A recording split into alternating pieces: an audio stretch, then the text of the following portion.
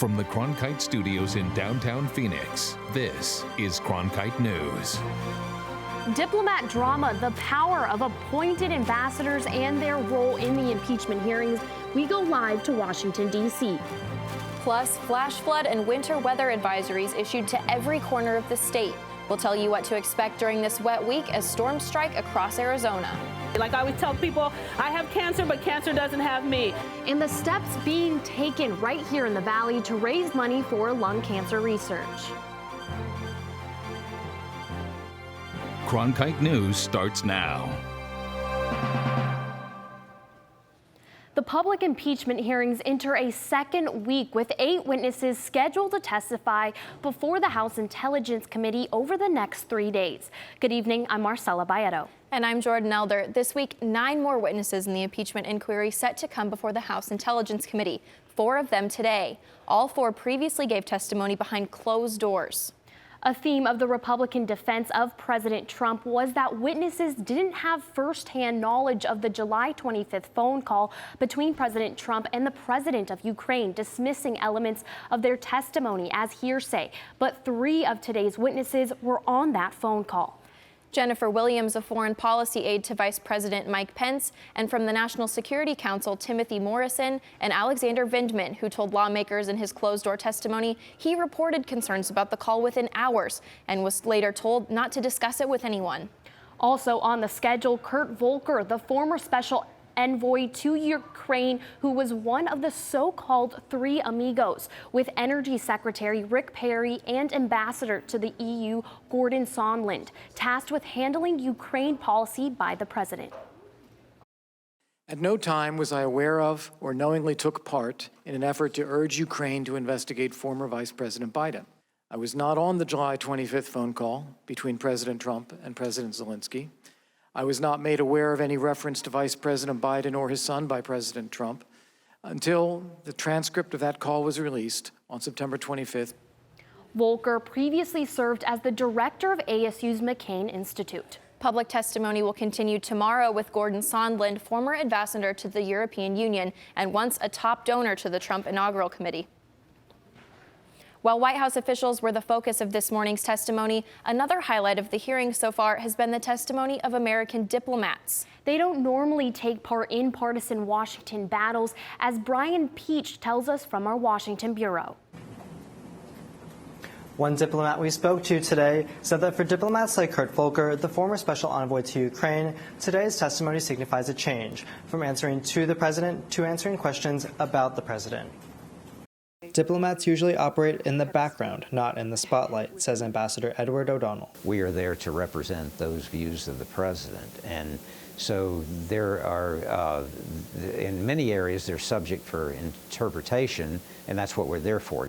But diplomats like Volker and former ambassador to Ukraine, Marie Yovanovitch, have been front and center in the impeachment hearings. Yovanovitch testified Friday about being abruptly removed from her post after President Donald Trump told the Ukrainian president that she was, quote, bad news, and that she was, quote, going to go through some things. Democrats say it was purely political, but the president's defenders were quick to point out that he has authority to oust an ambassador whenever he chooses. O'Donnell, who served under Republicans and Democrats, agrees.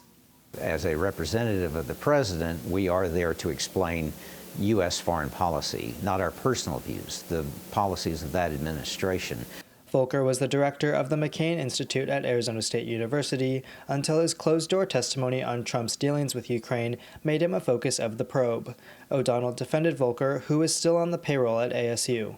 So I have a high regard for Kurt as a character-driven leader. He worked for Senator McCain up on Capitol Hill and other times running the McCain Institute. O'Donnell, who spent 33 years as a diplomat in Latin America and Europe, said the hearings have helped put the spotlight on important work that often goes unseen. They are out there doing their job, whether it's helping a businessman export or meeting with a victim of a human rights violation, representing American interests. And they're very brave people out. And Volker is about 4 hours into his testimony. In his 9-page opening statement, Volker described President Trump's discussions with Ukrainian President Volodymyr Zelensky and described what he called the critical importance of Ukraine to stopping Russian aggression.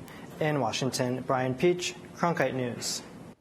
The countdown to the 2020 presidential election continues with less than 350 days to go. And here in Arizona, the growing field of Democratic candidates has a long way to go to catch up to frontrunner Joe Biden. According to a new OH Predictive Insights survey of 260 likely Democratic voters, former President and Vice President Joe Biden leads Senator Elizabeth Warren by 11 points, while Senator Bernie Sanders follows close behind. Biden currently has the support of 29% of likely primary voters, while Warren trails behind at 18%. And Sanders, the only other candidate to receive double-digit support in the race, came in close behind at 16%. The top 10 Democratic candidates will take to the stage in Atlanta tomorrow for the party's 5th debate. Our other big story tonight, the wet winter weather. This is a live look at downtown Phoenix right now, where the rain has already begun to fall. Back-to-back storm systems are on track to bring more showers, colder temperatures, and even snow to the high country this week. Many of you taking to social media to share your images and videos as much of the state remains under flash flood warnings right now. Cronkite News reporter Jordan Evans has more on what you can expect in the coming days. There are many things that can contribute to flash flooding, just like our desert landscape here in Arizona. With heavy rain expected later this week, we want to make sure you know just how little it takes for driving conditions to become dangerous. Areas that are low-lying and near washes have it the worst because water gets funneled into these tight spaces. Water will quickly rise on the road in these spots, and it only takes a few inches of water to take a toll on your driving conditions. That's when the road begins to disappear, and by the time we get up to 6 inches of water, this is enough to reach the bottom of most passenger vehicles, which can cause stalling. Then look what happens when that water rises all the way up to 12 inches. This will float most cars because the weight of the water begins to outweigh the vehicle itself. In fact, the USGS says 1 foot of water exerts about 500 pounds of lateral force on a vehicle. Lastly, once that water reaches 2 feet, then we can see those vehicles begin to get swept away, and it can begin to tip also because the water is rushing. So the easiest way to avoid all of this is to just remember one thing: turn around, don't drown. Millard Thomas is joining us now from the Cronkite News Weather Center. Millard, what's happening out there right now? Yeah, so there are flash flood alerts across Arizona. As you can see, about 75% of the state is covered in green, which means we are in a flash flood watch, not a warning. If it was a warning, that means the danger would be imminent. But because it's a watch, we need everyone to be cautious, aware, and safe, because these alerts are on until Thursday afternoon.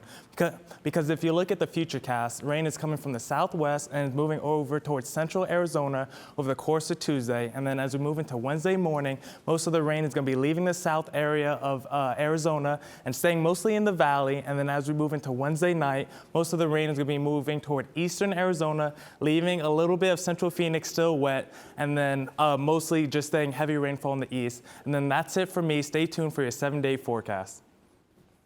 A major shortage of primary care physicians exists in Arizona. The Health Resources and Services Administration estimates the state is in need of 563 professionals in this area.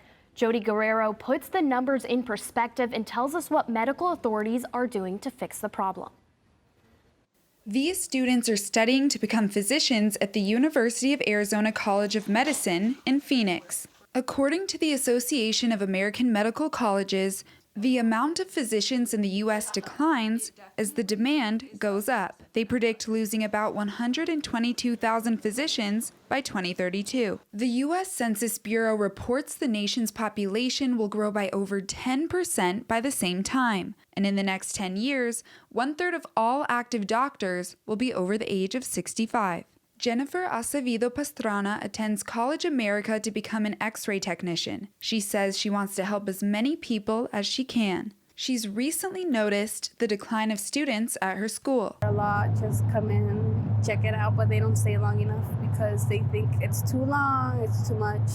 Dean Guy Reed of the University of Arizona College of Medicine says Arizona produces 200 new doctors each year. They just got clearance to increase their class size to 100, and they want to continue to increase this number. Reed says the solution begins with physician residents. Not only training new doctors, but finding new ways to train them as residents and keep them in Arizona has to be our focus.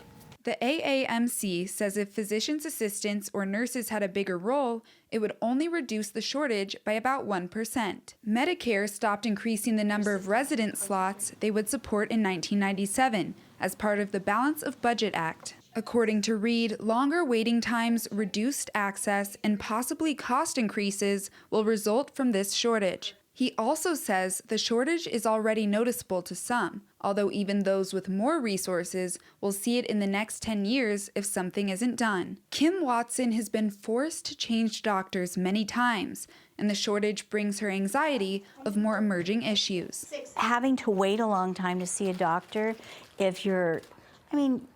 honestly, all my friends and I are starting to get older. We have never needed doctors like this before, and it's a challenge. In Arizona, rural areas feel it the most, but there are still urban areas that do too. In Phoenix, Jody Guerrero, Cronkite News. Arizona will need nearly 2,000 primary care physicians by the year 2030. Yeah, that's an increase of 50% compared to the state's current workforce. Coming up on Cronkite News at 5, one major rideshare company may end service at Sky Harbor this week. We'll tell you why. And we'll take you inside the effort to bring high-speed internet to a rural Arizona town in the high country. Don't go away.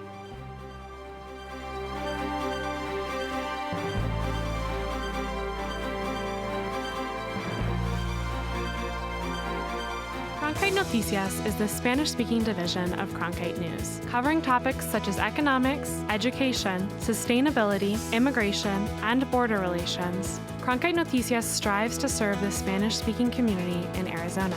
Under the guidance of prominent Spanish-speaking professionals, students at the Walter Cronkite School of Journalism develop content for our broadcast partner, Univision, as well as on Facebook and Twitter. Explore Cronkite Noticias at cronkitenoticias.azpbs.org. Then I stumbled across the kids programs and I fell in love with author. I used to be a school teacher. Some of my classes I taught were K through 6. I liked author's approach to how you would teach a moral or how to teach a way to react to a situation. And they always had a moral to the story. So I still watch author quite religiously. For more information about including Arizona PBS in your future plans, visit azpbs.org/giving. It's been almost a year since the Trump administration enacted its Migrant Protection Protocol, also called Remain in Mexico. The policy makes asylum seekers wait in Mexico while their asylum request is considered. So how's it working out? And that depends on who you ask, as Hannah Ehrlich reports from our Washington bureau.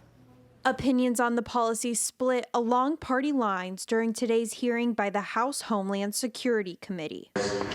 Today's subcommittee will hear about how the Trump's administration Remain in Mexico policy has distorted our immigration system by effectively closing the door to people seeking safety in this country.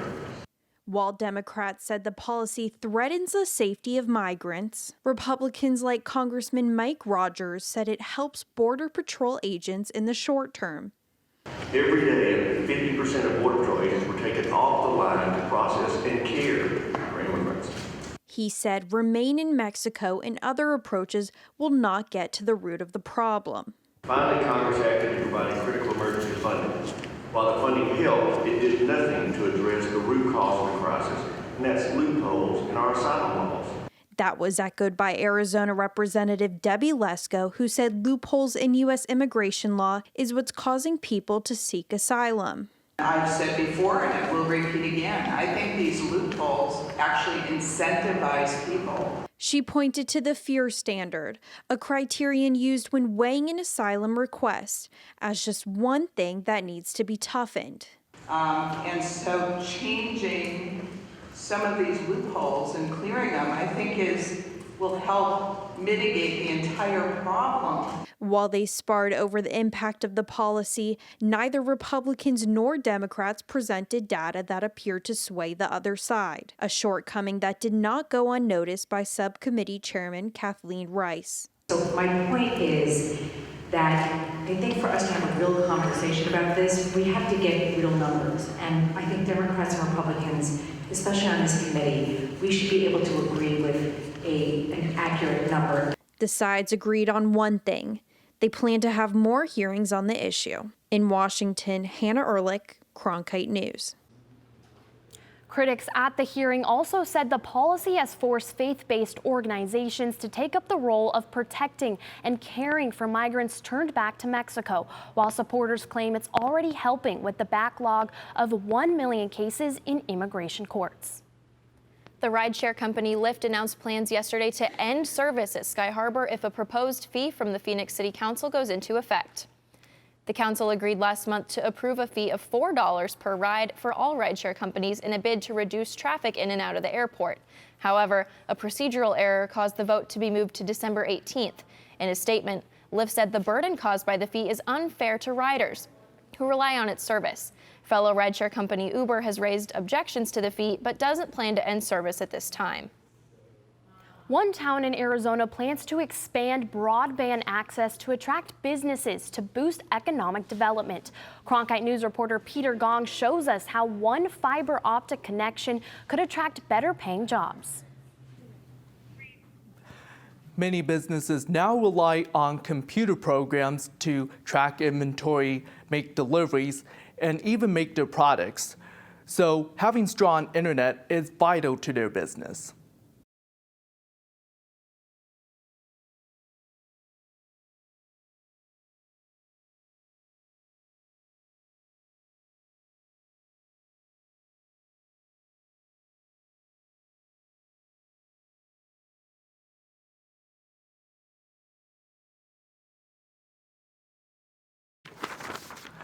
Camp Verde originally planned on applying for the Rural Broadband Development Grant to run the fiber optic line, but missed the October 28th deadline. The town plans on completing the project, whether they get the grant or not. Live in the Media Center, Peter Gahn, Cronkite News. Lung cancer is the second most common cancer for both men and women. After the break, we'll show you the steps being taken to raise money for research right here in the Valley.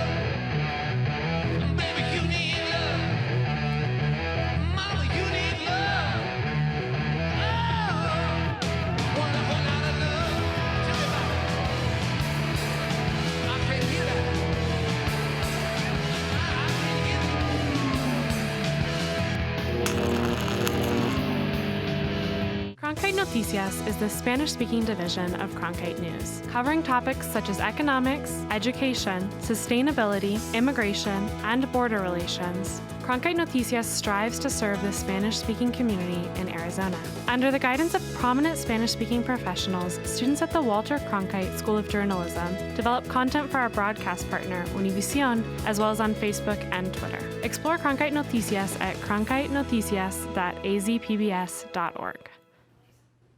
November is Lung Cancer Awareness Month, and the American Lung Association raised funds at its annual Lung Force Walk this past weekend. Cronkite News reporter Ricky Cornish is joining us now. He went to the event. So Ricky, how was it? It was really amazing, especially with something as serious as lung cancer. It was a very positive atmosphere, and lung cancer is actually the second most common cancer in both men and women and disproportionately affects African Americans. Locals from around the valley joined together at the walk to help raise money for research. The 6th annual Lung Force Walk brought the community together to help raise money to fight lung cancer, the deadliest type of cancer. Cancer is a bad word, the C word, but it doesn't have to be. Like I always tell people, I have cancer, but cancer doesn't have me. And I also happen to have stage 4 lung cancer, which took and spread from my lungs to my lower spine, my pelvis, and the top of my right shoulder. But you would never know it, honey, because I live my life like I don't have it. So Lung cancer kills more people each year than colon, breast, and prostate cancers combined. But studies show fundraising to fight this type of cancer lags behind other efforts. Lung cancer is the #1 killer of cancers out of all the cancers, but it's the least funded. It's really important for us to get that message out there. We can do something about that. We can raise money for research and education and advocacy to help really address that. Along with raising funds for the American Lung Association, the walk is also designed to spread awareness for lung diseases. Whether you're here for lung cancer, whether you're here for air quality, whether it's e-cigarettes and vaping, whatever it is, we're all united here today because we want to see a world free of lung disease, right? Lung diseases affect people from every walk of life, and the fundraiser offered the chance for family and friends to pay tribute to their loved ones. Dorothy Faye Green is my mother, and she passed away in 2018 from COPD. We're actually celebrating her life today, and we are here to walk to remember her and remember how lovely she was. I'm here today, one, for my mother-in-law. Lots of problems with smoking. We came out here at 7 a.m. to direct traffic for a while because we had an overfilled parking lot, which is great news. I was kind of like, maybe it'll be like a couple hundred people, but it looks like we kind of broke that. Leaders of the walk sought to assure that anyone suffering from the disease does not have to suffer alone. And you have a support system right here in your own community. So if you didn't know, now you know. And if you need Diva to be your cheerleader, I will be your cheerleader. So will the American Lung Association.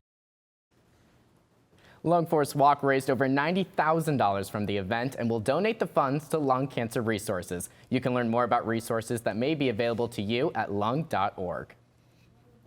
What an incredible lady, Danielle, right? That was yes, she was the hilarious. best. Such a blessing, an amazing person inside and out. Perfect. And the weather at the walk looked lovely, but I'm not quite sure it'll be that lovely this weekend. Millard, what do you think? Yeah, we're actually going to have pretty clear skies this weekend, but before that, let's start with your Tuesday weather report. Now, as you guys are looking outside right now at our live side downtown Phoenix, it is not clear right now. It is cloudy, it is wet. So I hope you guys brought your umbrella as you guys are heading off work right now. And even though it's Tuesday, we're actually going to start with your Wednesday day planner. As you guys wake up tomorrow morning at 8 a.m., it's still going to be raining outside. So make sure you grab your umbrella. If you're going to work or school, temperatures are going to be about 66 degrees, so grab a sweater as well. Then temperatures are going to slightly increase to 68 around 2 p.m. And the chances of rain are actually going to decrease to 70% around 2 o'clock. And then the rain is actually going to fall all the way to 40% around the evening. And then the highs tomorrow are going to be about 74 degrees. That's the average this time of year. We're going to be below that. 65 in Paradise Valley, 65 in Deer Valley, and 62 in Cave Creek. Now let's look ahead at your 7-day forecast. Wednesday and Thursday still rain, but we're actually going to get a clear Friday, just some cloud coverage. Now if you're heading out to any ASU games this weekend, like ASU football on Saturday, going to have a pretty clear sky, just slightly cloudy, 70 degrees, then clear Sunday, a 69, and then Monday some cloud coverage, 66. Then we're going to have a nice sunny Tuesday. Over the next 7 days, the average temperature this time of year 74, but we're going to be below that. I'm Millard Thomas from the Cronkite News Weather Center. Up next, it is the age-old debate of whether or not it's okay to play Christmas music before Thanksgiving. It totally is, according to me. But a new study may put an end to the age-old debate. We'll tell you why being too merry could harm your health when Cronkite News returns.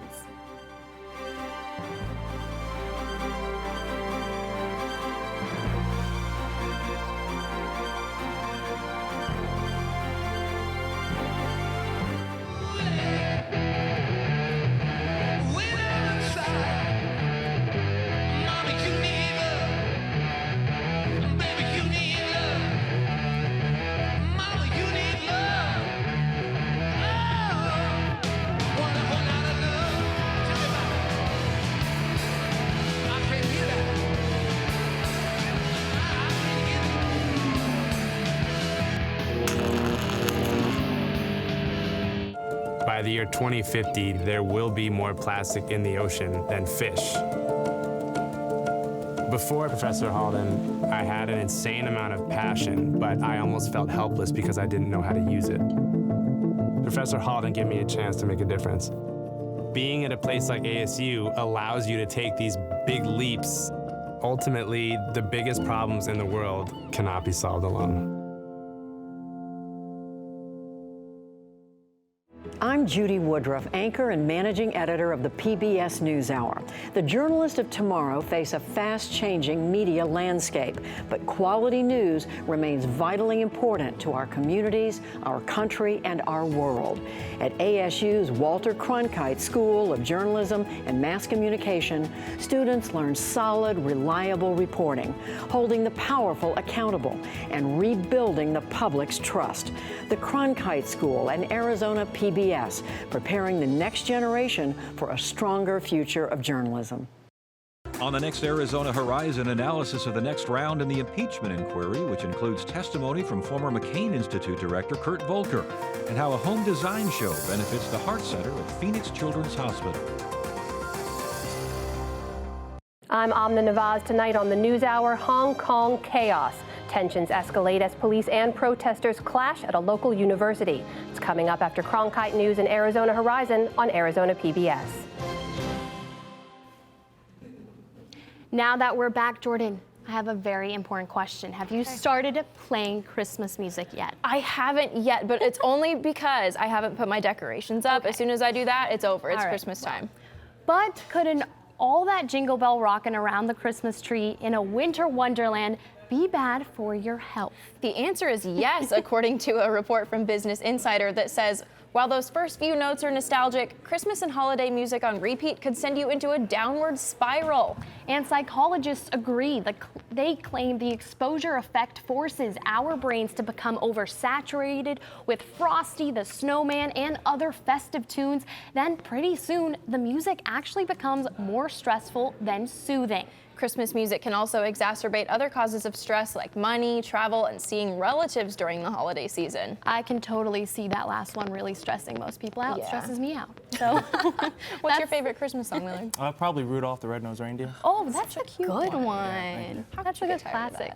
All right, that's it for Cronkite News tonight. Thanks for joining us. And for top Arizona stories anytime, go to cronkitenews.azpbs.org and stay connected with our news teams 24/7 on Facebook and Twitter at Cronkite News. Arizona Horizon is next. Have a great evening.